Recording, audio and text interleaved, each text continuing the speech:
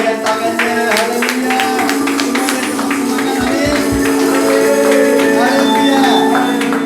Terima kasih Bapak Ibu Saudara, tetap menjalankan protokol kesehatan. Yang di rumah juga jangan lupa. Amin. Kita ikutin anjuran pemerintah, tetap pakai masker, hindari kerumunan, cuci tangan dengan sabun, dan kalau tidak ada keperluan yang mendesak, tetap di rumah. Amin. Kita taati peraturan pemerintah, karena pemerintah juga berasal dari Tuhan. Amin, saudaraku. Beri tepuk tangan sekali lagi. Mari kita berdoa. Tuhan, terima kasih. Kami angkat tangan kami pagi hari ini ya Tuhan, sebagai tanda kami bersyukur, berterima kasih kepadamu. Engkau tetap pelihara, Engkau tetap membuat kami tegak berdiri, Engkau tetap melihat kami, tetap membuat kami melihat kemenangan, melihat pertolongan, melihat Tuhan Yesus tetap sama kemarin, hari ini, dan sampai selama-lamanya. Dan kami yakin dan percaya berkat Tuhan melimpah atas diri kami. Apa yang kami kerjakan berhasil. Mulai hari ini kami berjumpa dengan Tuhan yang sakit disembuhkan, yang derita dilepaskan, yang tertunduk diberkatakan. Haleluya, haleluya. Tetap tepuk tangan di atas kepala. Haleluya.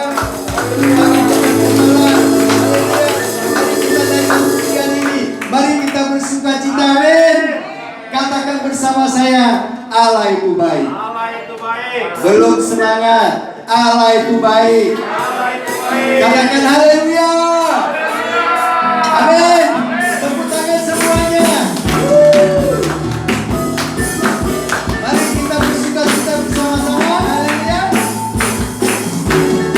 Yang di rumah juga, jangan lupa bersuka cita. Amin.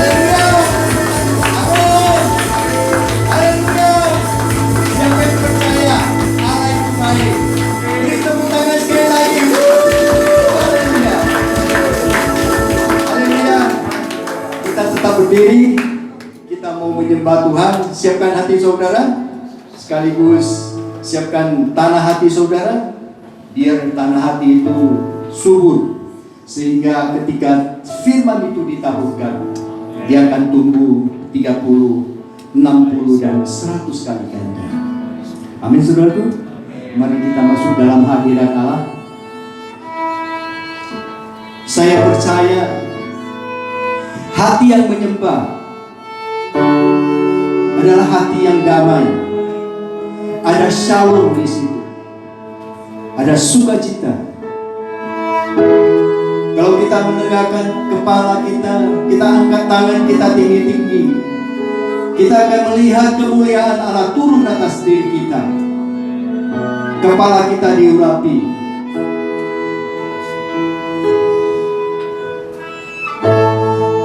Biarkan kuasa Tuhan mengalir. Biarkan tubuh yang fana itu menerima urapan Tuhan. Tubuhmu yang fana itu, saya percaya ketika urapan Tuhan turun, tubuh yang sakit itu pasti sembuh. Katakan bersama, tak usah takut, sebab Allah menjaga. Haleluya. Tak usah ku takut, Allah menjagaku.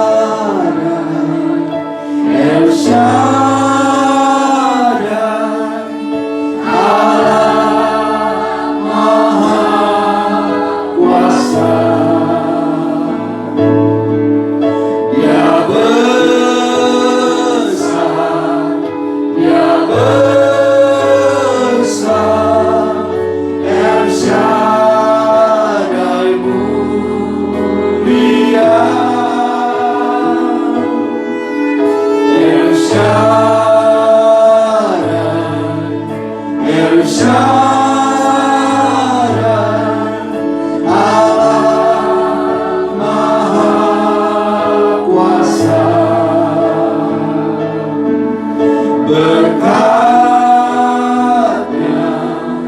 melimpah,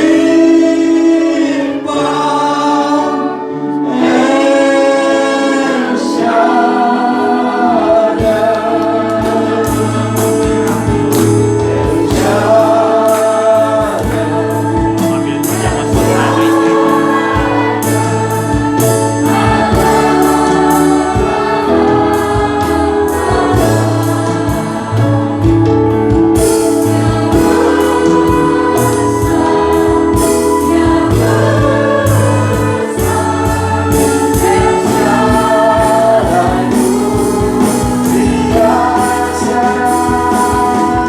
El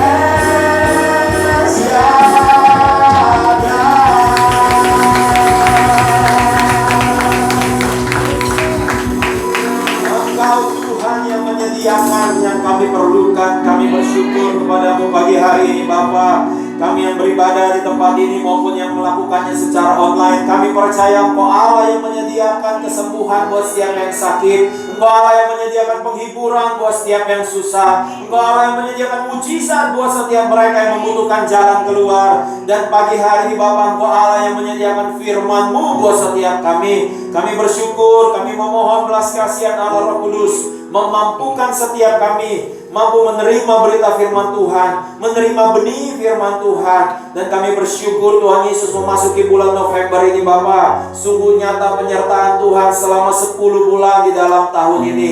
Kami bersyukur karenanya. Di dalam nama Yesus Tuhan, segala puji, hormat, kemuliaan hanya bagi-Mu. Dan kita yang siap mendengar berita firman Tuhan pagi hari ini, sama-sama katakan amin, amin, amin, amin. Hari pertama di bulan November, ya, sungguh nyata penyertaan Tuhan dalam kehidupan kita. Amin, saudara. Boleh kita kasih tepuk tangan 5 detik untuk penyertaan Tuhan dalam hidup kita. 1, 2, 3, 4, 5. Haleluya. Boleh kasih 2 jempol, kasih kanan kiri saudara, depan belakang saudara. Haleluya, haleluya. Pagi hari ini Pak Rusdi menyanyikan lagu El Shaddai. Saya akan berkhotbah dari kisah di Alkitab di mana kata El Shaddai itu berada. Dan memasuki bulan November ini, tema dari pengajaran di GBI Live sepanjang bulan November, ya, selagi saya berkhotbah. Karena minggu depan yang berkhotbah adalah Pendeta Boris Manurung. Saya ajak saudara untuk tetap beribadah baik secara online maupun offline. Karena saya minggu depan tanggal 7, 8, dan 9 ada kegiatan training di Surabaya. Saya akan pergi bersama Chris. Jadi saudara akan dilayani oleh Pendeta Boris Manurung minggu depan, ya. Pagi hari ini kita buka firman Tuhan dari kitab Kejadian pasalnya yang ke-22 ayatnya yang pertama sampai ayatnya yang ke-18. Saya akan membaca ayat yang ganjil. Saya minta tolong Bapak Ibu sekalian, anak-anak muda, membaca yang genap. Kejadian 22 ayat 1 sampai 18. Tema besar di bulan November ini adalah trust. Trust atau dalam bahasa Indonesianya disebut kepercayaan. Kepercayaan. Yang sudah ketemu boleh katakan yes.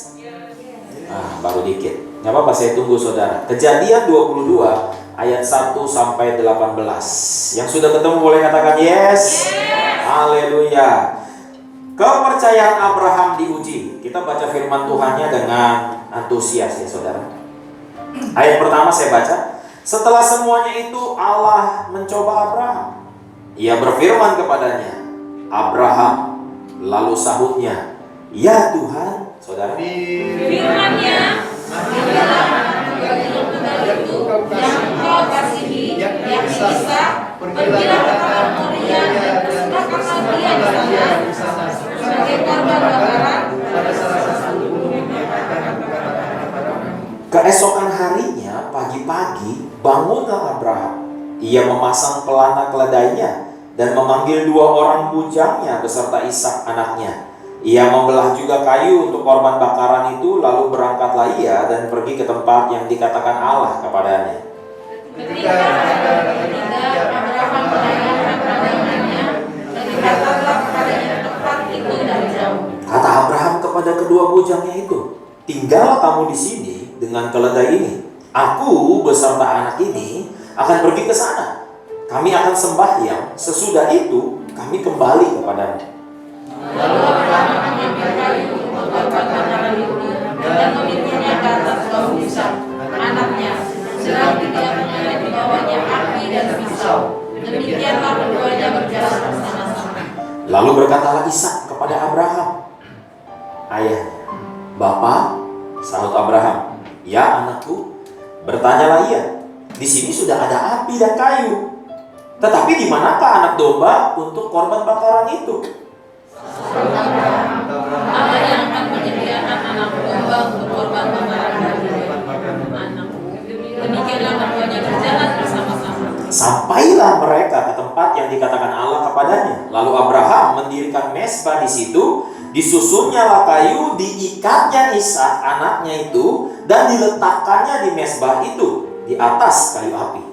Sesudah itu Abraham mengulurkan tangannya lalu mengambil pisau untuk menyembelih anaknya. Tetapi berserulah malaikat Tuhan dari langit kepadanya, Abraham, Abraham. Sahutnya, ya Tuhan. Lalu dia berfirman, jangan bunuh anak itu dan jangan kau apa-apakan dia, sebab telah kuketahui sekarang bahwa kau takut akan Allah dan kau tidak segan-segan untuk menyerahkan anakmu yang tunggal kepadamu. Lalu Abraham menoleh dan melihat seekor domba jantan di belakangnya yang tanduknya tersangkut dalam belukar. Abraham mengambil domba itu lalu mengorbankannya sebagai korban bakaran pengganti anaknya. Dan Abraham namanya kepada Tuhan menyediakan sebab itu sampai sekarang di atas gunung Tuhan akan disediakan. Untuk kedua kalinya berserulah malaikat Tuhan dari langit kepada Abraham. Katanya, aku bersumpah demi diriku sendiri, demikianlah firman Tuhan, karena engkau telah berbuat demikian, dan engkau tidak segan-segan untuk menyerahkan anakmu yang tunggal kepadaku. Maka aku akan memberkati engkau berlimpah-limpah dan membuat keturunanmu sangat banyak seperti bintang di langit dan seperti pasir di laut. Dan keturunanmu itu akan menduduki kota-kota musuhnya. Oleh berbahagialah bangsa akan dapat berkat karena engkau mendengarkan firman.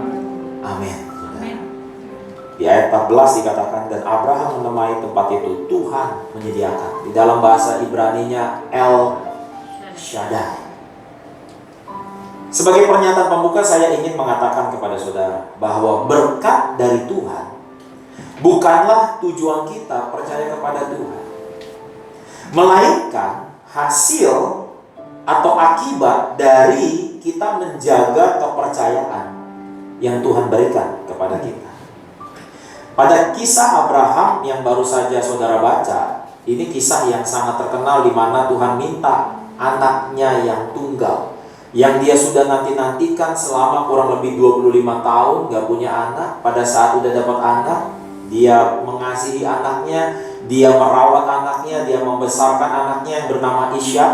Dan Ishak ini kurang lebih disinyalir umurnya 17 tahun saat itu. Dan saat itu Tuhan meminta untuk Abraham mengorbankan anaknya yang tunggal, saudara. Dalam kisah ini kita bisa belajar banyak hal. Kita bisa belajar tentang iman, kita bisa belajar tentang pengorbanan, kita bisa belajar tentang ketaatan, kita bisa belajar tentang mengasihi dan lain sebagainya, pelajaran-pelajaran yang bagus. Tetapi pagi hari ini saya mau share kepada saudara bahwa saya ingin kita semua belajar tentang arti kepercayaan di dalam kisah Abraham ini. Kita tahu sama-sama di ceritanya seolah-olah Tuhan mau mengambil sesuatu yang pernah dia berikan.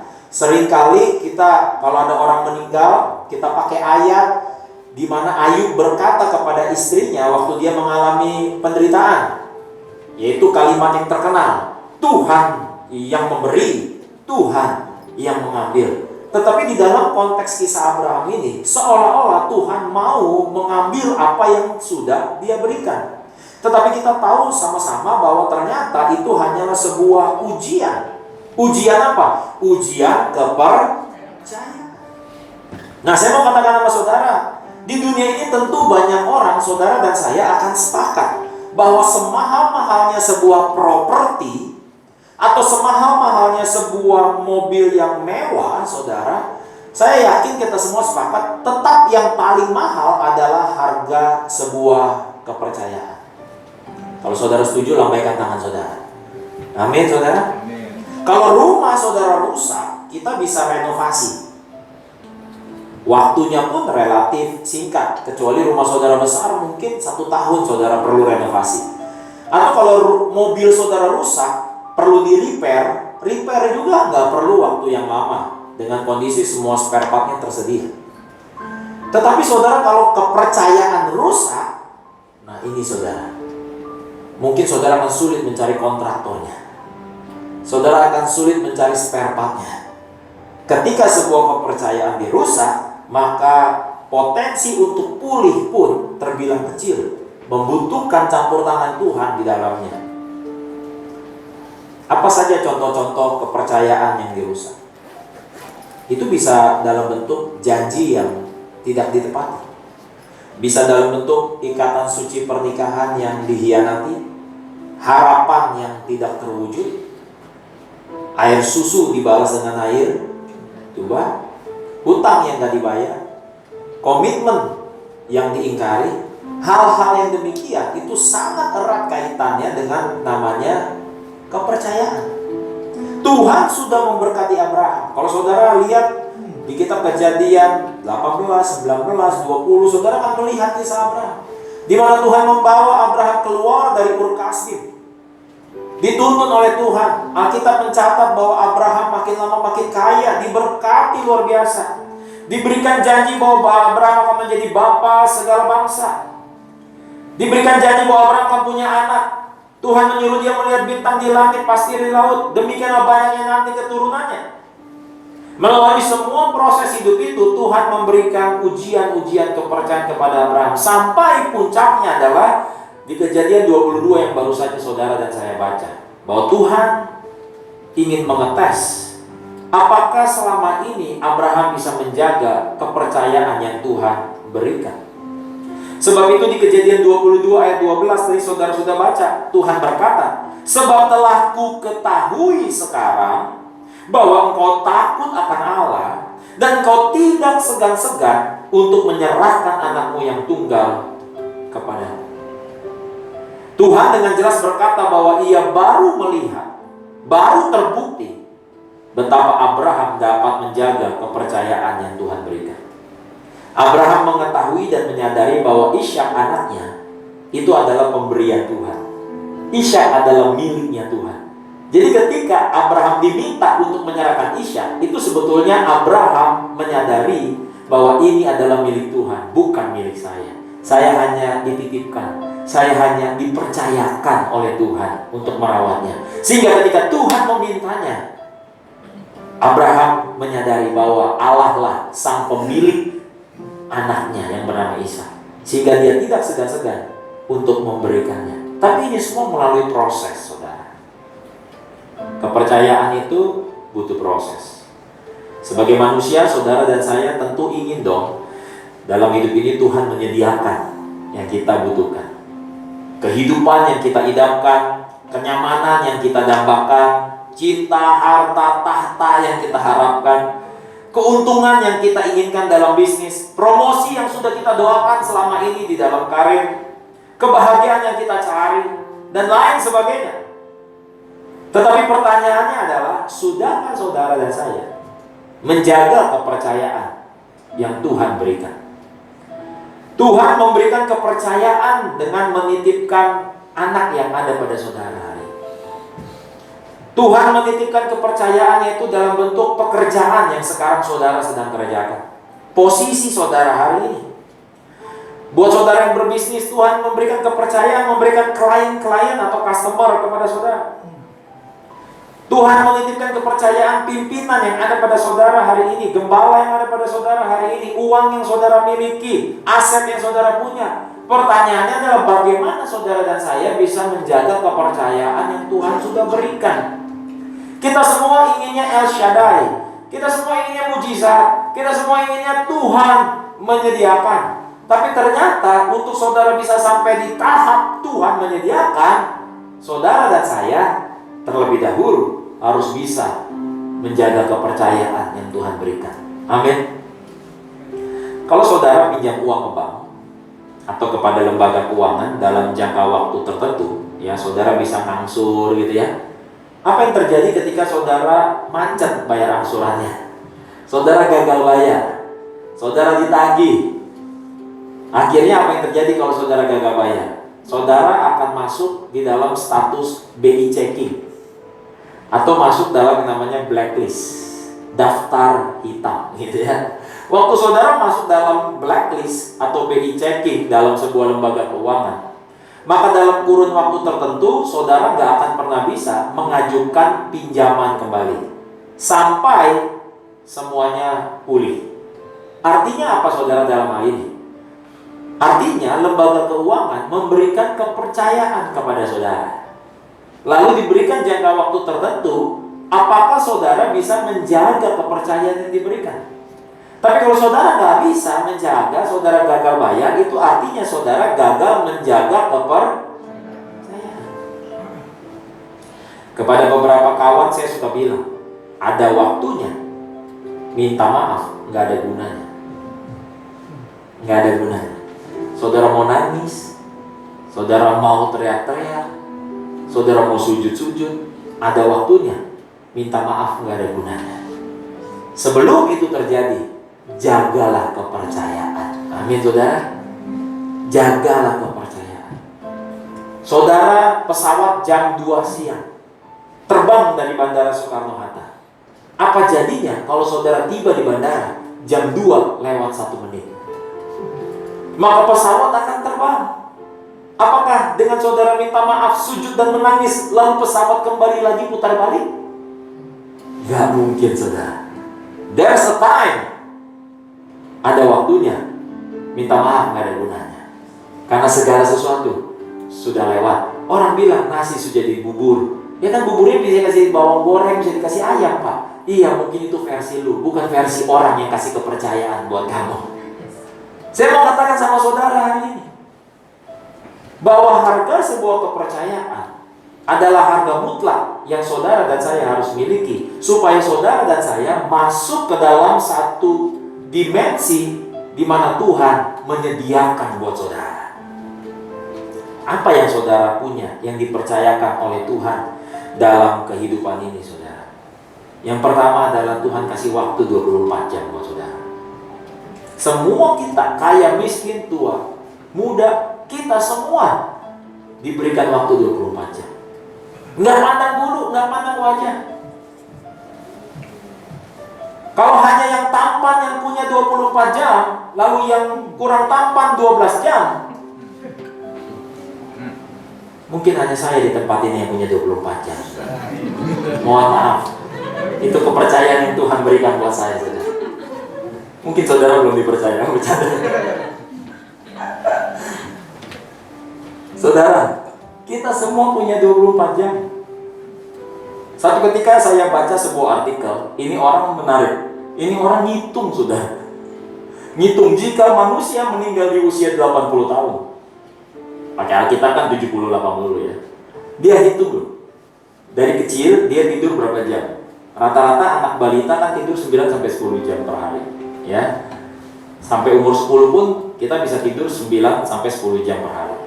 Lalu dia hitung di masa dia remaja dia tidur berapa jam. Lalu di masa dia dewasa tidur berapa jam. Semakin tua tidurnya semakin sedikit, ya. Ya buat saudara mungkin udah usia di atas 60, mungkin tidur saudara cuma 5 jam, 6 jam gitu ya, udah cukup gitu. Jadi dia hitung. Dia hitung-hitung, kalau dia usianya mencapai 80 tahun, itu sepertiganya dipakai buat tidur, saudara. Sepertiga dari 80 berapa tuh berarti? Kurang lebih hampir 30 tahun ya. Ya 25 tahun. 25 tahun dipakai buat tidur. 80 kurang 25 berapa? Oh, lama saudara, lama. 0 pinjam 1. Ya. 0 pinjam 1. Berapa 80 kurang 25? Iya, jadi saya nggak percaya saudara. Gimana mau dikasih uang 1 M loh, 80 kurang 25 aja lama.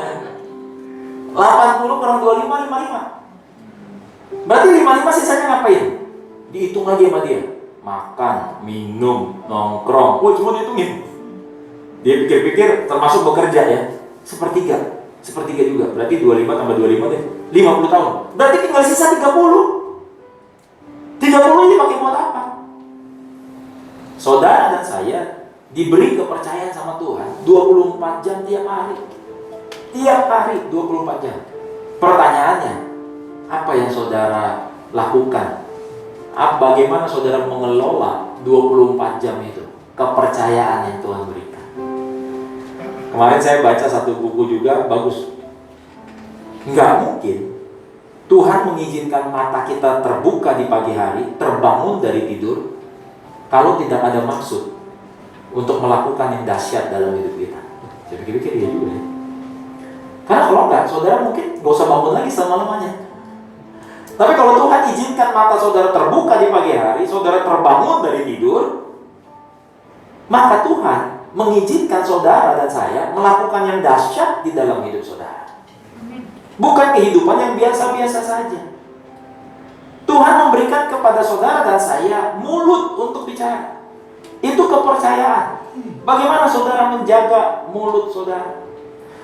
Yakobus berkata bahwa mulut ini bagaikan kemudi kapal. Kapal yang besar dengan kemudi yang kecil itu bisa menggerakkan kapal itu ke kanan, kapal itu ke kiri. Sama halnya dengan mulut yang kecil ini katanya. Bisa membangkitkan perdamaian, tapi juga bisa membangkitkan amarah dan pertengkaran. Bagaimana saudara mengelola mulut saudara? Bagaimana saudara menggunakan kepercayaan yang Tuhan berikan dengan mulut saudara? Apakah saudara pakai mulut ini untuk hal-hal yang baik, ataukah untuk hal-hal yang kurang baik? Kadang-kadang orang bukan hanya masalah mulutnya secara fisik ditutup pakai masker, tapi mungkin tabiat gosipnya mesti ditutup juga pakai masker, saudara. Mungkin tabiat suka mengeluhnya juga mesti ditutup pakai masker, saudara. Saya mau katakan sama saudara pagi hari ini, bagaimana saudara menjaga kepercayaan telinga yang Tuhan sudah kasih buat saudara? Saudara pakai apa telinga ini untuk mendengar? Mendengar hal-hal apa yang saudara ingin lakukan terhadap telinga ini? Saya mau katakan sama saudara, segala sesuatu yang saudara ada hari ini, itu adalah kepercayaan yang Tuhan berikan. Kita semua mau El Shaddai. Ada yang bilang, kan Tuhan juga maha pengasih, maha pengampun, Pak. Oh justru karena Tuhan itu baik, penuh kasih karunia, makanya Dia memberikan kepada saudara kepercayaan sesuai kualitas saudara hari ini. Saya sayang sama Mesiana, anak saya yang usia 10 tahun. Tahun ini dia 10 tahun. Mau dia ngerengek minta mobil kepada saya gak akan pernah kasih dia mobil di usianya 10 tahun. Saya gak akan percayakan mobil untuk dia kendarai di usianya 10 tahun. Kenapa? Karena saya sayang sama dia. Mungkin saudara bilang, Pak, hidup saya seperti ini, Pak. Mana Tuhan? Mana kebaikan Tuhan? Saudara harus tanya balik. Apakah saudara sudah pantas dipercaya. Nah, saya mau katakan sama saudara pada pagi hari ini, ada ungkapan yang berkata, di mana ada berkat besar, di situ juga ada tanggung jawab yang besar. Di mana ada berkat besar, di situ juga ada tanggung jawab yang besar. Coba saudara buka firman Tuhan di kitab Yakobus, ya, kitab Yakobus pasalnya yang ketiga. Yakobus di belakang saudara perjanjian baru, ya. Kitab Yakobus itu sesudah Ibrani. Yakobus pasal yang 3 ayatnya yang pertama. Yakobus 3 ayatnya yang pertama. Ya. Yang sudah ketemu boleh katakan amin. Kita baca sama-sama yuk. 1, 2, 3. Saudara-saudaraku, janganlah banyak orang di antara kamu mau menjadi guru, sebab kita tahu bahwa sebagai guru kita akan dihakimi menurut ukurannya. Di mana ada berkat besar, di situ ada tanggung jawab yang besar. Banyak orang pengen jadi pendeta, pengen jadi gembala, pengen tampil di depan umum. Saya mau katakan sama saudara, setiap posisi punya tuntutannya, setiap kondisi punya tanggung jawabnya, saudara. Mengelola satu karyawan sama punya 10 karyawan itu dua hal yang berbeda. Kita pengen perusahaan kita besar, siapkah saudara mengelola orang? Yang paling gak mudah tuh ngatur orang, saudara. Lebih baik ngatur robot daripada ngatur orang, saudara. Nah, saya mau katakan sama saudara, ya, bisnis yang sepi sama bisnis yang ramai itu juga dua hal yang berbeda. Menjadi seorang staf di perusahaan yang kecil sama menjadi direktur di perusahaan yang besar itu dua hal yang berbeda. Karena setiap kepercayaan itu ada tanggung jawab di situ, saudara. Setiap kita kondisi hari ini, saudara, itulah yang pantas saudara dipercaya. Saudara mau dapat yang lebih, jadikanlah dirimu pantas untuk dipercaya hal yang sebesar itu. Gak heran firman Tuhan berkata, barang siapa setia di dalam perkara kecil, mereka akan diberikan tanggung jawab dalam perkara yang lebih besar. Kita ingin besarnya, tanggung jawabnya enggak. Padahal tanggung jawab sama berkat itu seperti uang koin, saudara, punya dua sisi. Di mana ada berkat, di situ ada tanggung jawab. Di mana ada kepercayaan, di situ saudara harus responsibel. Saudara harus punya responsibility. Nah, saya mau katakan sama saudara, kalau hari ini saudara punya anak, bagaimana saudara menjaga kepercayaan anak ini? Sampai ada istilah orang bilang, bikinnya mau, ngurusnya nggak mau, katanya. Saudara punya pasangan, itu kepercayaan yang Tuhan titipkan. Bagaimana saudara mengelola hubungan sama pasangan saudara? Saudara punya perusahaan, bagaimana saudara kelola perusahaan saudara? Besar kecil itu hanyalah ukuran yang seringkali menurut persepsi manusia. Oh, ini gereja besar. Oh, ini gereja kecil. Oh, ini perusahaan besar. Oh, ini perusahaan kecil. Perusahaan besar masalahnya punya sendiri. Perusahaan kecil emang gak ada masalah, punya masalahnya juga sendiri, saudara. Seringkali dulu saya suka pelayanan ke desa-desa gitu ya. Pendeta yang ada di desa bilang sama saya, kamu enak jadi pendeta kota, katanya. Wah, jemaatnya punya uang semua. Kita yang pendeta kota berpikir, waduh iya jemaat punya uang semua, tapi bawel semua, mendingan kayak kamu punya jemaat desa, orang yang manut-manut semua. Jadi saya mau katakan, kalau kita nggak bisa jaga kepercayaan yang Tuhan berikan, maka itulah kualitas saudara yang saudara pantas dapatkan. Dari awal GB Live, saya berusaha menjaga kepercayaan. Dari hal-hal kecil, apa? Mulai ibadah on time, datang on time. Kalau masalah mengelola waktu saja, saudara belum bisa kelola kepercayaan yang diberikan. Bagaimana saudara bisa dapatkan hal yang lebih besar? Ingat, ada kalanya minta maaf tidak ada gunanya. Enggak ada gunanya. Dari mulai kelola waktu, kelola hubungan, kelola apa yang kita ucapkan, kelola apa yang kita dengar, kelola apa yang kita pelajari. Banyak orang bilang, aduh gak bisa ini, gak bisa ini, gak bisa ini. Padahal ada begitu banyak sekarang sumber daya di sekitar kita, saudara, yang bisa kita pelajari untuk membuat hidup kita jauh lebih berkembang.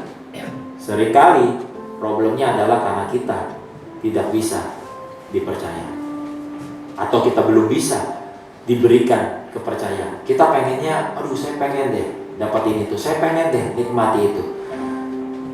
Nah, saya mau katakan sama saudara, kalau kita nggak siap dan belum siap untuk dipercaya, maka yang ada bukan berkat, tapi malah petaka, saudara.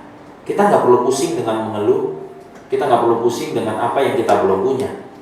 Saya mau katakan sama saudara, mungkin ada yang berpikir, saya belum punya kesembuhan Pak, saya belum punya mobil, saya belum punya penghasilan tetap, saya belum punya rumah sendiri, saya belum punya ini, saya belum punya itu. Menurut saya mendingan kita fokus sama apa yang kita punya. Karena apa yang kita punya itu adalah yang dipercayakan kepada kita dari Tuhan. Dari yang ada aja saudara. Dari yang ada. Waktu 24 jam. Telinga saudara, mulut saudara, tubuh saudara, Alkitab saudara. Alkitab saudara. Saudara apakan Alkitab tiap hari? Ya, apa saudara, bagaimana sikap kita dengan semua orang yang ada di sekitar kita? Jangan sampai mulut kita pakai buat mengeluh, Alkitab kita gunakan hanya kalau ke gereja, telinga hanya kita dengar untuk gosip, bahkan sama orang terdekat di rumah kita nggak ngomongan, kita simpan kepahitan. Saya mau katakan pagi hari ini, kalau saudara belum siap dipercaya, bertobatlah. Karena semua kita ingin El Shaddai. Amin. Kita ingin Tuhan menyediakan.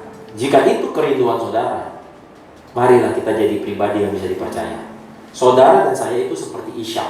Ishak adalah pemberian Tuhan kepada Abraham, dan Abraham menjaga kepercayaan itu. Hidup saudara adalah pemberian dari Tuhan. Bagaimana saudara menjaga hidup saudara? Kepercayaan yang diberikan oleh Tuhan. Saya mau katakan sama saudara, waktu Tuhan berkata kepada Abraham, sekarang aku tahu. Wah, Tuhan berkata, sekarang aku tahu kamu udah terbukti. Abraham menoleh ke belakang. Di ayat 14 dia berkata, Tuhan menyediakan. Baru di ayat 17-18 Tuhan berkata, aku akan memberkati kamu berlimpah-limpah. Kenapa saudara? Orang yang bisa kelola 1.000 rupiah dengan baik, pasti bisa kelola 10.000 rupiah dengan baik. Orang yang bisa kelola 10.000 rupiah dengan baik, pasti bisa kelola 1 juta rupiah dengan baik. Orang yang bisa kelola 1 juta rupiah dengan baik, pasti bisa kelola 10 juta rupiah dengan baik. Satu ketika saya bilang sama istri saya, kadang-kadang jemaat atau orang Kristen pengen berkatnya, Tuhan kasih berkat, tapi Tuhan lihat, kok perpuluhannya gak dikembalikan ya? Atau dikembalikan, tapi gak jujur. Gak jujur gimana? Oh, udahlah seadanya. Saya pernah ngobrol sama siapa ya? Saya ngobrol sama siapa, saya lupa. Ada jemaat-jemaat yang minta didoain supaya diberkati sama saya. Jujur ngomong saudara, saya pasti doain supaya saudara diberkati. Tapi ada orang-orang tertentu yang saya semangat doanya. Kenapa? Karena kalau dia diberkati, maka gereja juga mengalami berkatnya. Ada yang saya doain, mau dia diberkati lebih, diberkati biasa aja, ya ngasihnya segitu aja. Jadi saya berpikir, kadang-kadang memang problemnya adalah, bisakah saudara dipercaya? Kita pengennya El Shaddai. Kita pengennya El Shaddai. Kita pengennya El Shaddai. Kalau saudara minta anak saudara, tolong dong ambilin air putih, tapi ngambilnya tumpah-tumpah. Saudara minta lagi, ambil air putih, ngambilnya tumpah-tumpah. Besok-besok saudara suruh dia nggak ngambil air putih, belum tentu. Karena saudara udah tes, ngambil air putih aja tumpah. Udahlah, entar dulu. Pagi hari ini pesan Tuhan buat saya, juga buat saudara. Sekarang mau saya dapat order kecil, order besar, tanya istri saya jaga betul-betul saudara. Sampai klien saya aja bingung. Janji jam 9, jam 7 saya udah di tempat klien. Mereka bilang pagi amat Pak Jun, saya exciting buat berkati kamu. Terakhir ada satu klien, udah deal, harganya misalnya sekian puluh juta, udah jalan, di tengah jalan bosnya telepon saya, tolong tagihannya diubah, karena saya pengen kasih lebih buat kamu. Oh, saya bilang nggak apa-apa, kan udah dealnya segitu. Enggak, saya mau kasih lebih. Saya mau katakan sama saudara, orang bisa melihat berapa nilai saudara, seberapa besar saudara bisa dipercaya. Kita bangkit berdiri. Haleluya. El Shaddai, El Shaddai, Allah Maha Kuasa. Dia besar, Dia besar, El Shaddai mulia, El Shaddai, El Shaddai, Allah Maha Kuasa. Berkatnya melimpah, El Shaddai. Saya keinget cerita ini saudara, karena kemarin saya telepon seseorang, saya yang lain untuk diberikan sebuah pekerjaan. Singkat cerita, dia diterima di pekerjaan itu. Saya bilang kerja yang baik, jangan bikin malu saya. Kemarin saya telepon orang yang memberikan pekerjaan kepada kawan saya itu. By the way, gimana kerjanya dia? Orang yang memberikan pekerjaan itu bilang sama saya, sorry ya Pak Jun, saya udah pecat.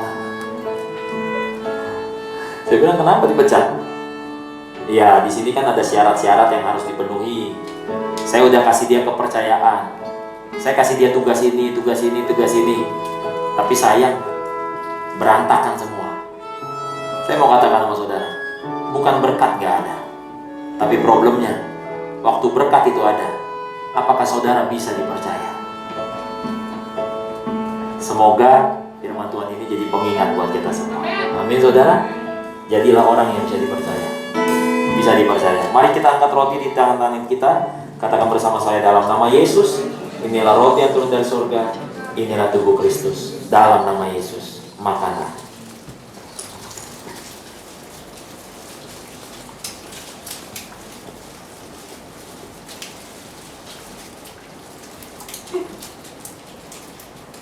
Terima kasih Tuhan Yesus buat tubuhmu. Dan kami mengangkat anggur di tangan kanan kami dan mengatakan dalam nama Yesus, inilah darah Yesus, darah perjanjian yang baru dan kekal. Dalam nama Yesus, minumlah.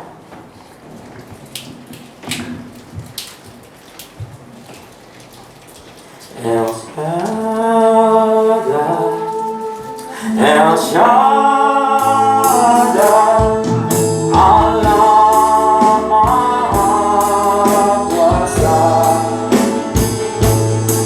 Dia besar, Dia besar, El Shaddai.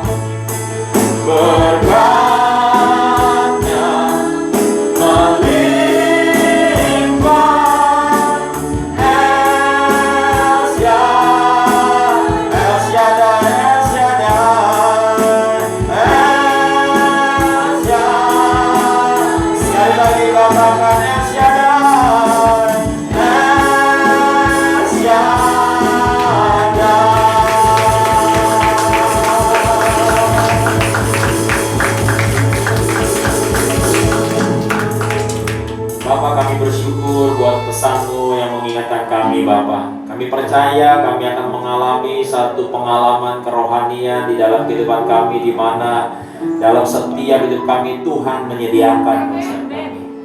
Ajar kami Tuhan untuk senantiasa bisa menjaga kepercayaan yang diberikan oleh siapapun di sekitar kami Bapa. Bahkan terlebih lagi kepercayaan yang dari Tuhan. Kami berdoa Bapa di dalam nama Yesus, berkati bangsa kami Indonesia. Biarlah bangsa ini Bapa dalam nama Yesus bisa keluar dari krisis kesehatan, dari krisis ekonomi. Memberkati juga wilayah di mana kami tinggal, Jabodetabek ini Bapa. Memberkati perusahaan di tempat kami bekerja, memberkati klien customer kami, memberkati keluarga besar kami, orang tua kami, saudara-saudara kami Bapa. Dan kami berdoa Bapa dalam nama Yesus, biarlah sepanjang minggu ini, minggu di mana kami belajar untuk menjaga kepercayaan. Terima kasih banyak Tuhan Yesus. Kami juga berdoa memberkati Pak Huta Galung. Oleh bilur-bilur Tuhan Yesus, beliau disembuhkan oleh Tuhan. Terima kasih banyak Tuhan Yesus. Sebentar kami akan berpisah satu dengan yang lain. Kami mengetahui malaikat Tuhan berjaga-jaga atas setiap kami. Angkat kedua belah tanganmu, hai kekasih-kekasih Tuhan. Pulanglah, terimalah rahmat berkat yang dari Tuhan. Tuhan memberkati dan melindungi engkau. Tuhan menyinarkan wajahnya kepadamu dan memberikan kepadamu kasih karunia-Nya. Tuhan menghadapkan wajahnya kepadamu dan memberikan kepadamu damai sejahteranya. Yang diberkati Tuhan, sama-sama katakan amin.